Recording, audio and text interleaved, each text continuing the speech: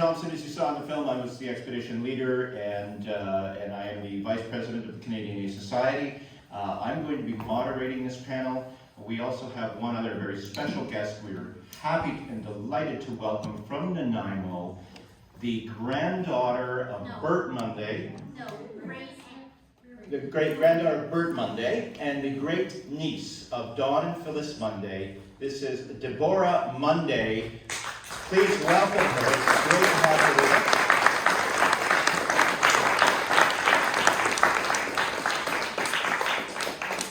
So the way we're going to do this question and answer period is I've got a question for each of our panelists that I'm going to ask first. As moderator, I get the right to do that.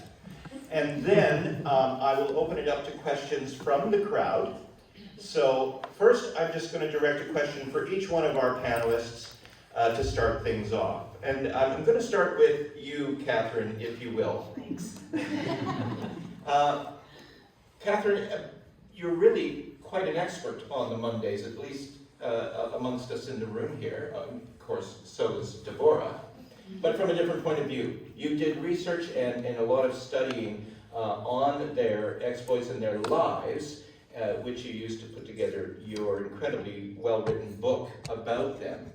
And if you haven't read A Passion for the Mountains, I highly recommend it. Let me ask you, what can Canadians gain by learning about Don and Phyllis Munday? I get the big ones, don't I? I think Canadians can learn through example of the Mundays and the way they lived their lives. That they were a loving couple. They had close friends. They had a wonderful social network. These are things that every human should have.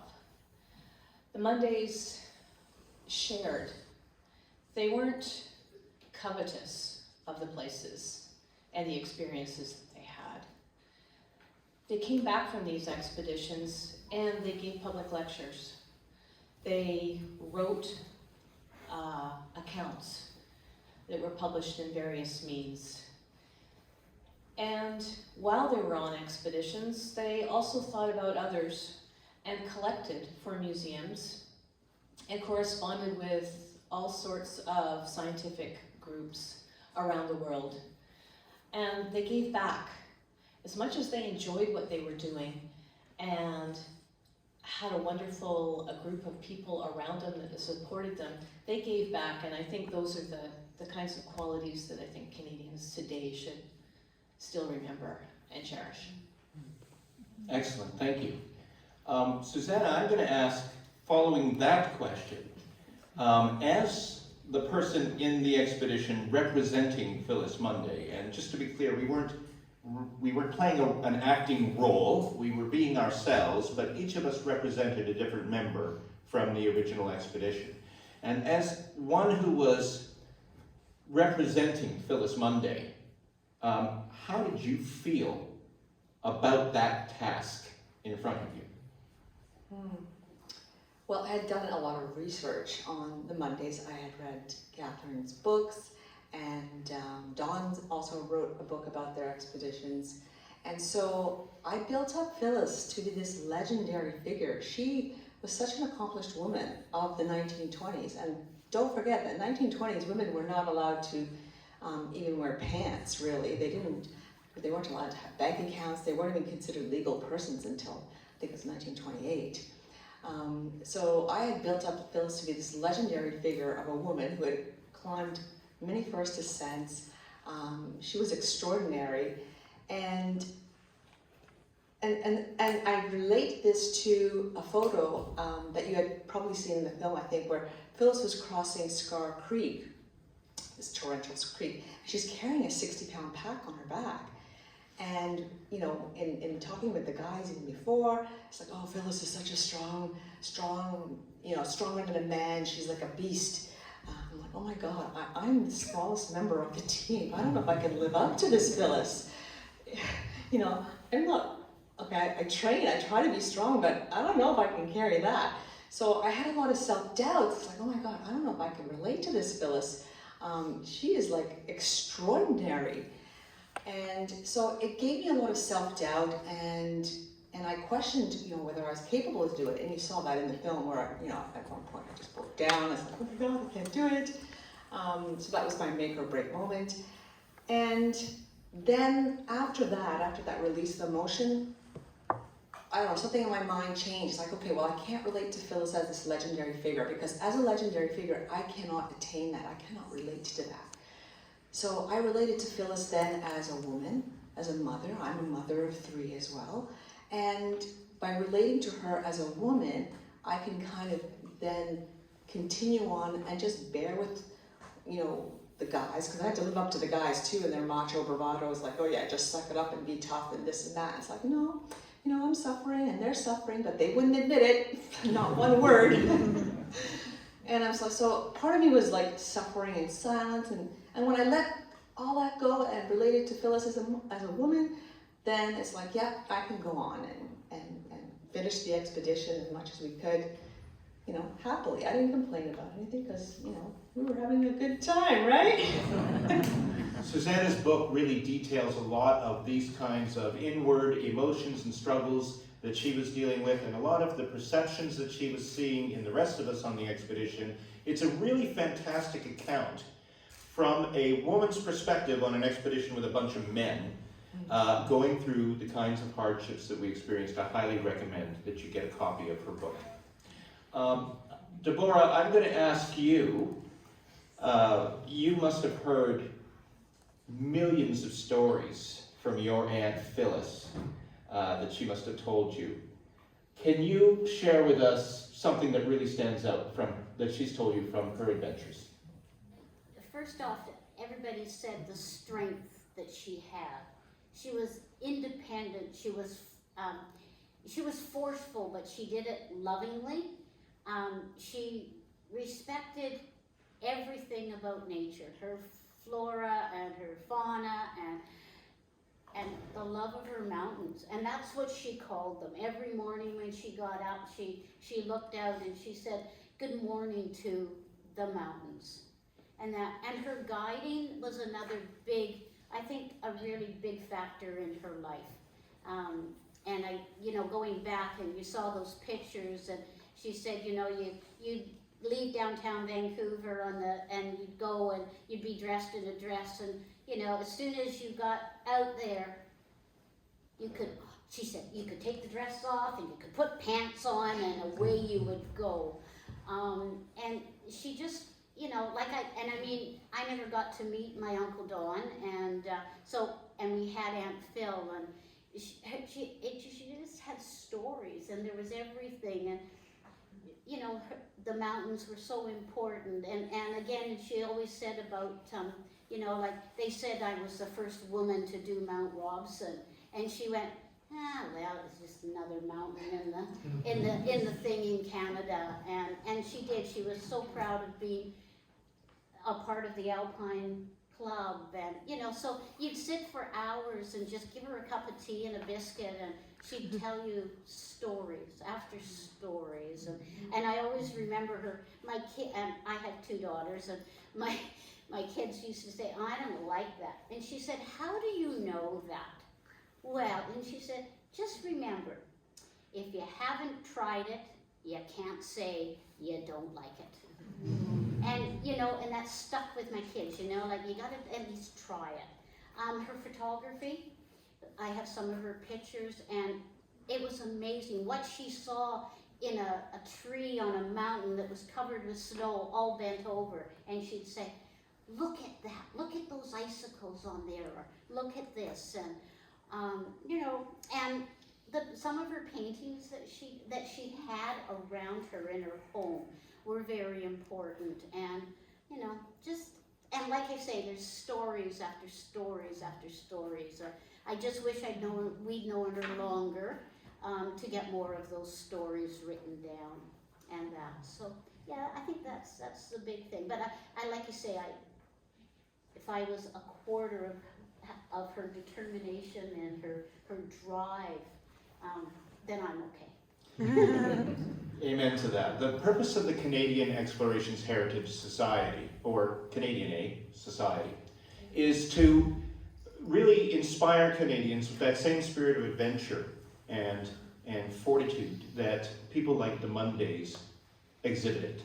And exactly what Deborah was just saying, if I have 1/4 of what they had, I'm doing well. And we like to impress upon people that we've all got that inside us.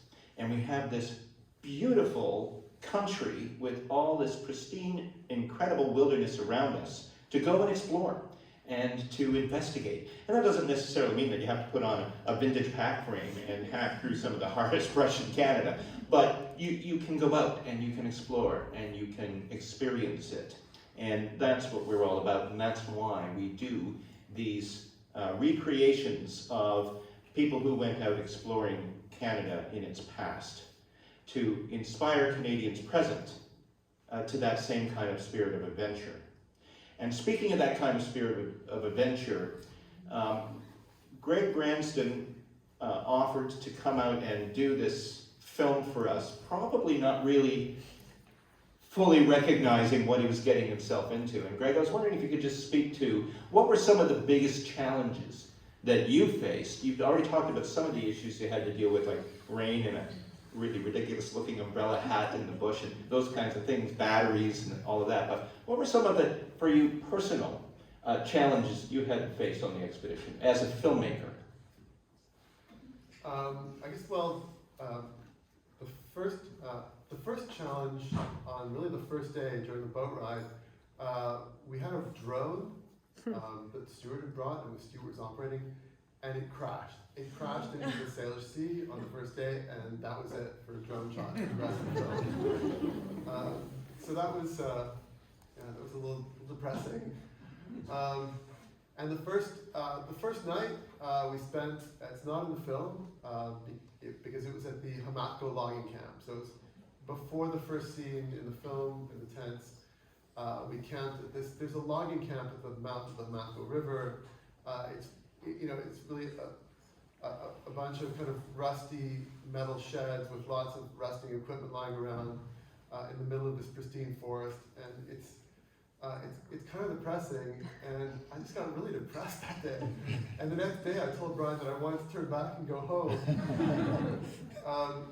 But obviously I did stay. I stayed on and went through the whole expedition.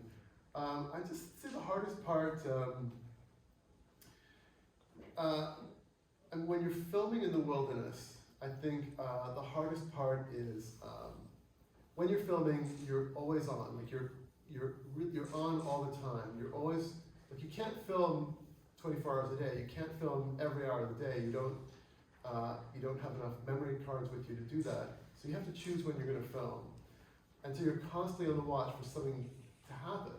And as soon as something happens, you get out the camera and you start filming. But you're always constantly watching that. And you can't really enjoy, it's very hard to enjoy the wilderness that way.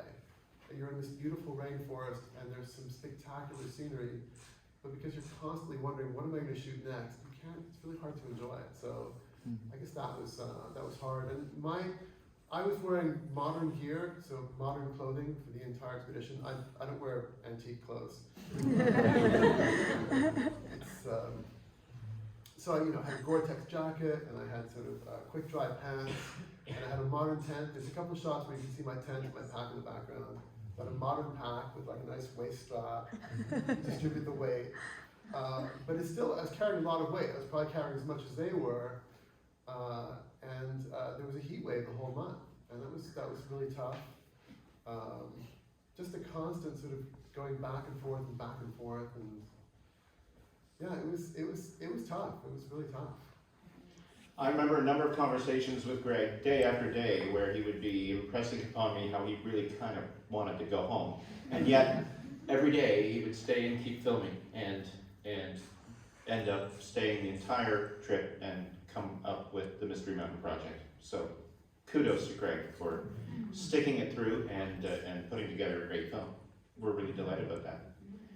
I'm going to open up to questions on the floor, and what I would ask you to do is, yes, like you have, sir, just put your hand up if you have a question. I'm going to ask you to yell your question out to me with your mask on, sorry. But just as much as you can enunciate towards me, I will repeat your question for the sake of the viewers online, and then I'll direct the question to the best person to answer it on our panel. Yes, sir, your question. I'm assuming that one of the big differences in the time period between Monday's expedition and yours is the presence or the fact that the valley was logged. Yes, that's an excellent question. So At he's, least once. yeah, so Did this make it easier because you did have a road during the lower part, or did it actually make it more difficult? so the great question. It refers to the logging that had occurred in the Hamathko Valley between the time that the Mundays had hiked through there when it was only old growth forest and when we went in.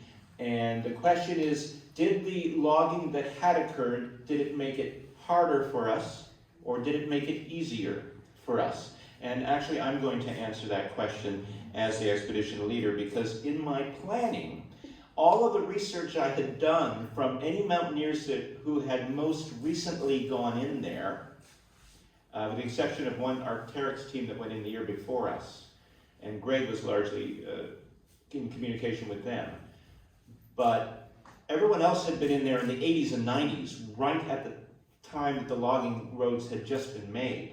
So I would talk to older mountaineers like Rob Wood, who would tell us that they would just hitchhike onto the back of a pickup truck that the loggers would have and get driven to the Alpine. And the guidebook would say that if you just hiked along those logging roads, you'd be there in 2 days. So I budgeted 10 days to get there based on this information. But of course, the logging had stopped in the early 90s. And what had grown up where all those roads had been, as you saw in the film, was absolutely impassable. And you probably heard Rob Wood saying to us when we came back, he said, you probably picked the worst time in history to go to the Hamathko Valley, because all this new growth had come up and was so thick and impenetrable. So people going in the next couple of years won't have that problem because they're just starting to log there again. And the surveyors had just been there the month before us, mapping out where they're going to start making their new logging roads through the valley. So it was more difficult for us than it has ever been in history at that time. Yes? I want to say thank you so much. I'm a new Canadian, and this is very inspiring for me to go out and explore, not to this extent, but to explore my new country. I'm also a social justice studies student, and I'm taking a history class, and we're learning about the dispossession of Indigenous people. Can you talk about your experience from that point of view? Did you feel a sense that there was an Indigenous community at one point there? Were there any clues or history or anything you can tell us about what happened there? I can. We were very well aware, as were the Mundays when they went in, about the Chilcotin War, which had occurred, which had started in the Hamathko Valley. And this had happened about 50 or 60 years prior to when the Mundays went in. A landowner and an entrepreneur and businessman here in Victoria by the name of Alfred Waddington, who Mount Waddington is unfortunately named after, wanted to put a railroad through the Hamathko Valley in order to get people to the Chilcotin Gold Rush. And he had competing interests in New Westminster trying to get a railway and road up from the other side. So he sent a bunch of surveyors in it was 1864. And 10 of those surveyors were murdered by Chilcotin people who were incensed and infuriated that these white settlers were just coming with impunity onto their land as if it was their own, making a railroad of all things through this beautiful, pristine wilderness. And it led to a massive manhunt to track down the chief and other of the indigenous peoples that were accused of being part of that massacre, they called it. And those men were rounded up and tried and hung. And this is, a lot of Canadians don't know about this. There's probably more people on the island are aware of it, or on the coast. But folks from out in where I'm from Toronto or from Montreal, Ottawa, nobody's ever heard of the Chilcotin War. Yet it's an integral part, sadly, of Canada's history. And this, when the Mundays went through, they saw some of the remnants of the surveying team's bridges and little bits of works that they would make out of wood to try to make a path through. We found nothing. For one thing, we were on the other side of the river. The side the Mundays had gone on, we understood to be impassable. So we were on the other side of the river. So we didn't see any evidence whatsoever. The brush was so thickly overgrown, it was almost impossible to see the evidence of the logging that had happened 30 years prior to us being there. You know, every now and then we'd come through the brush and suddenly we'd be face to face with an old rusting logging truck. But, so we saw no evidence of that ourselves. But we were very aware of what had occurred.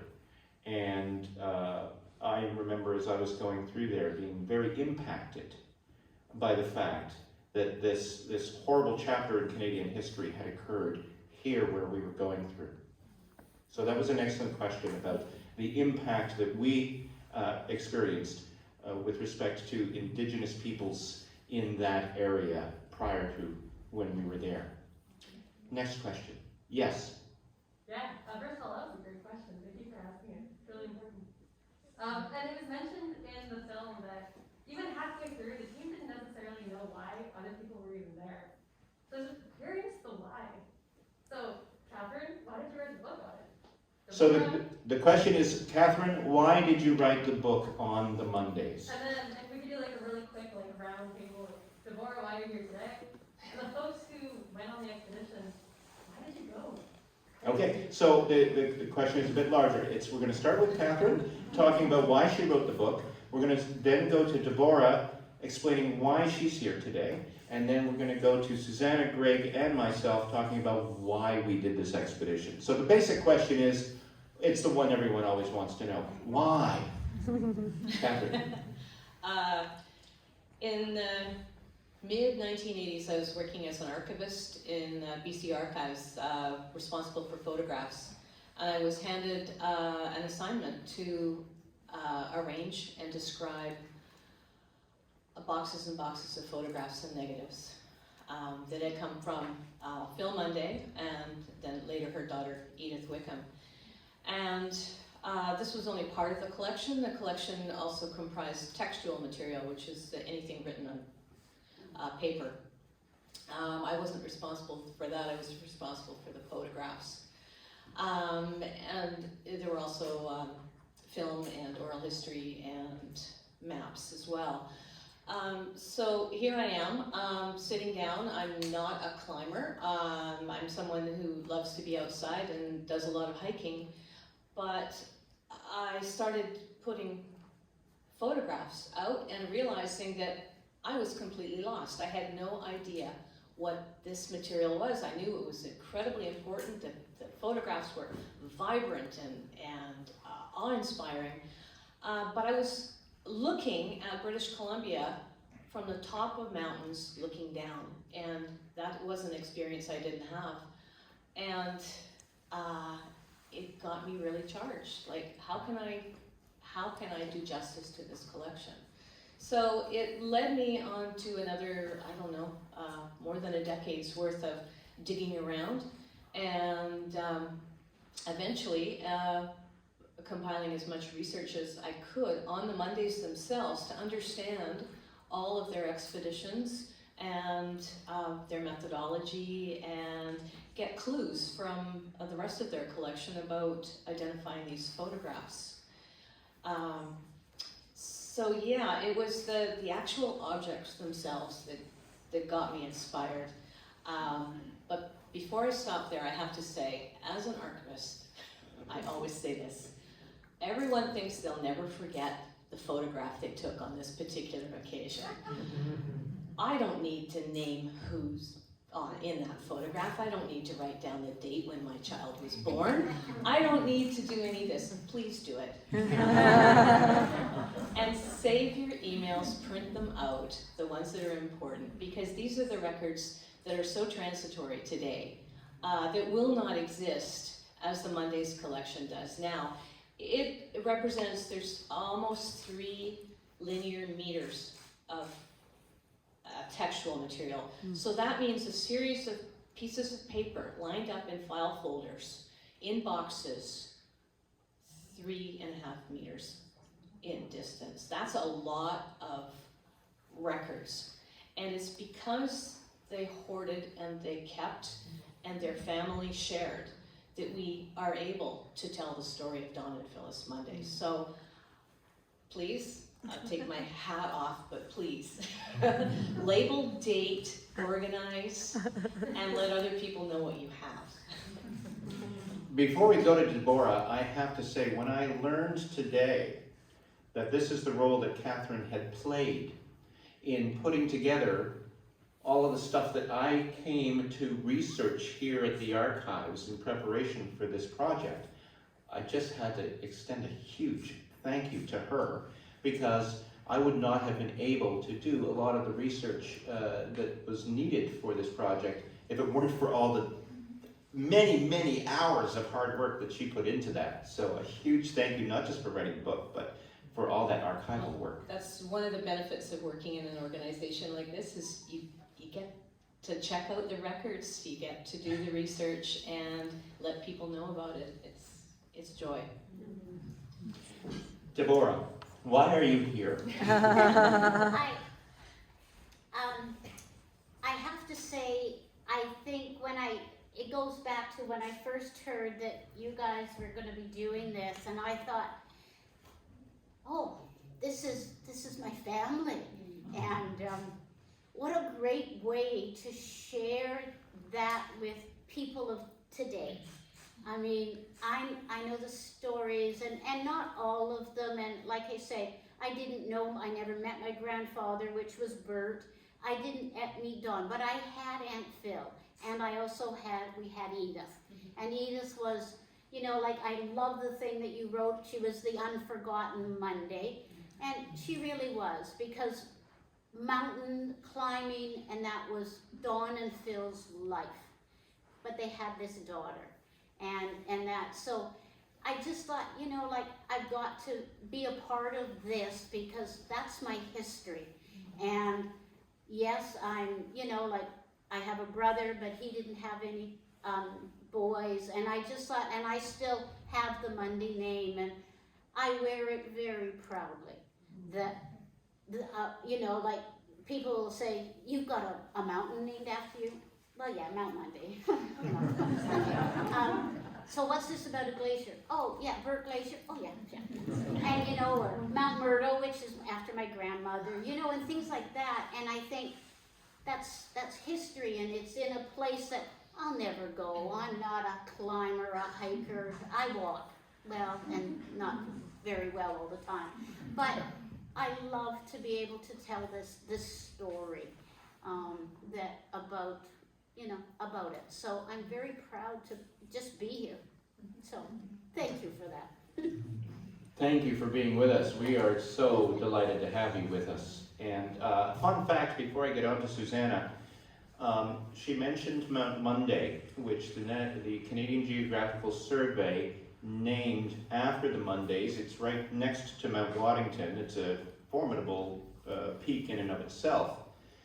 The Mundays were delighted that they named this mountain after them and decided, well, it's named after us, we should get the first ascent.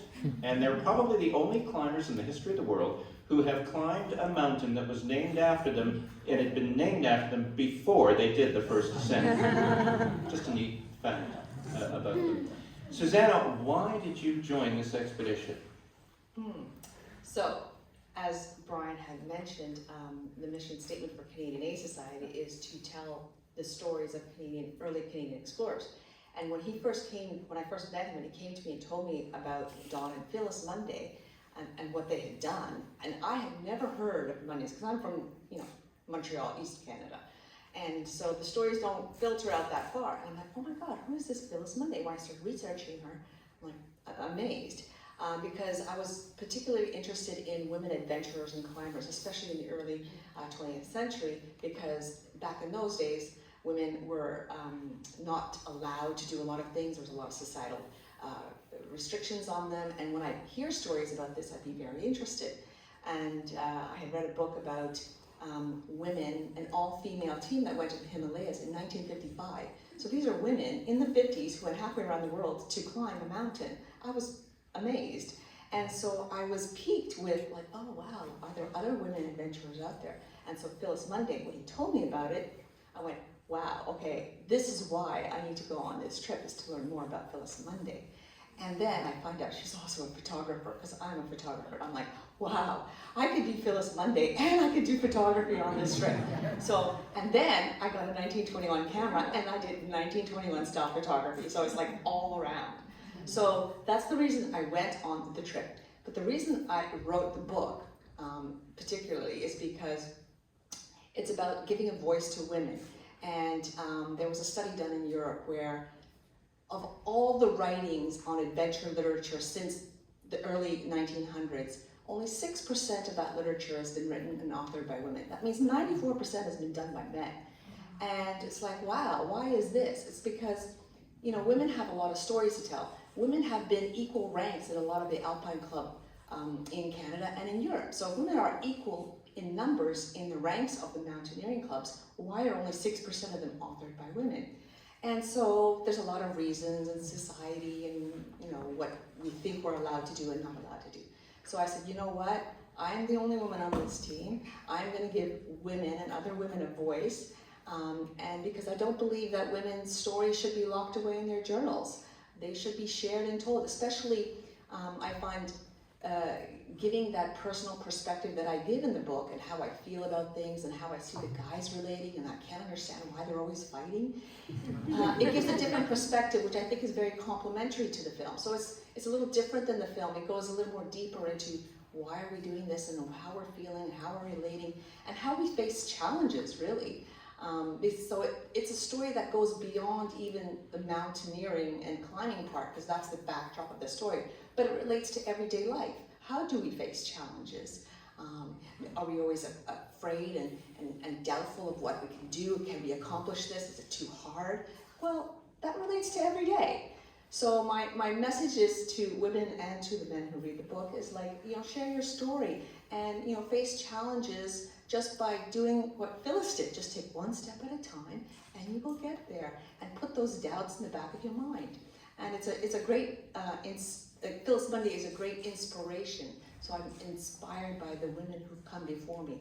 And I'm writing this book to inspire the women who come after me. And you will be inspired if you read it. Oh, yeah. Trust me on that. Greg, why did you do this expedition? Because you asked me. You mean coerced you? Well, I did this expedition and the previous one as well. Well, you know, I think anytime you get an opportunity to go out to the wilderness, you should take it. And I wanted to start making wilderness films. My day job is mostly screenwriting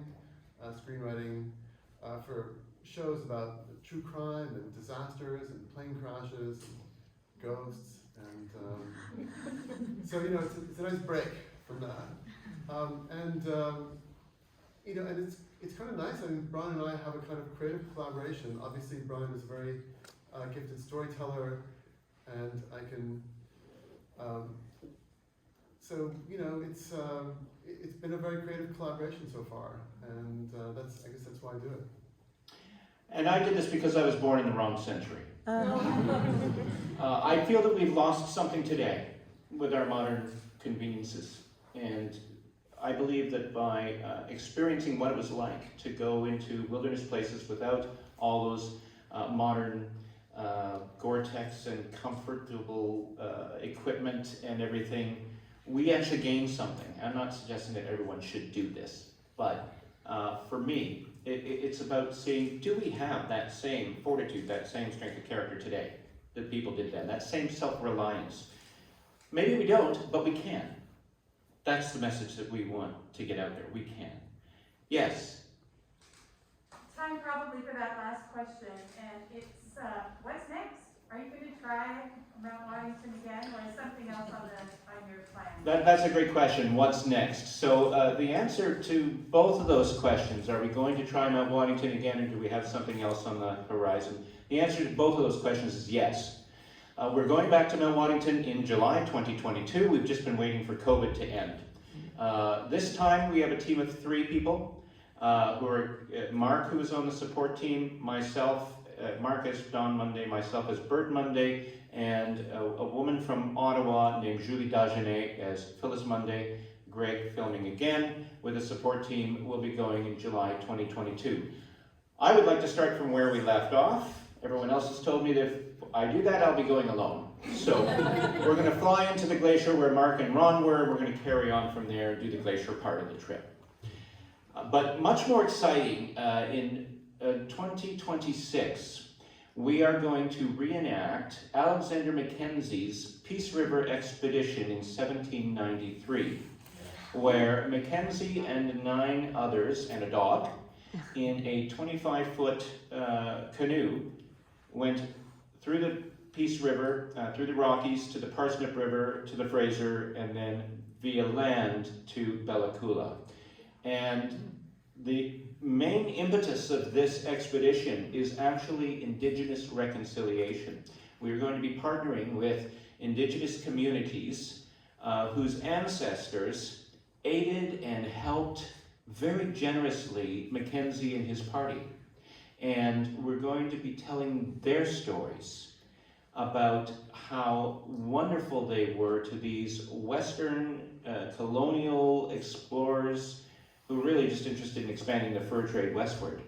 But these peoples were so kind to them. They gave them food, they gave them guidance and direction, basically saved their lives on numerous occasions. And we want to tell their stories in partnership with them. We're going to build a cedar bark 25-foot canoe under the guidance of an Indigenous canoe builder, and we're going to do the canoe part and the hiking part along the Grease Trail to Bella Coola in 2026 to celebrate the generosity and kindness of these Indigenous peoples, and to tell the story of how that generosity and kindness really ended up causing the fur trade to expand westward to the destruction of their way of life. So that's the story we mean to tell in 2026. And I have one final question for Deborah. And Deborah, the Munday mountaineering name, does it live on? It does. And I get mixed up with family. So I have to do it chronologically how I figured it out. So Don's nephew that was killed in the Second World War had a son, and his name was Don. And he never met his dad or anything. Well, Don lives in Scotland, has a son, and his name is Ricky. And Ricky is a mountain climber. And in May of 2018, on his second attempt, became a Everest summiteer.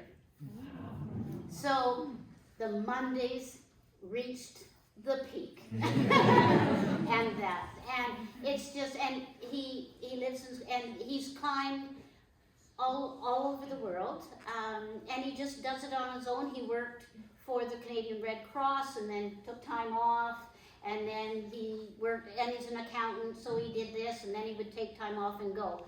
And he just, again, it's there, and he just loves to climb mountains, and he set himself a challenge, and he's called it the 777 Summit Challenge. And what it is to climb the 3 highest peaks on every continent.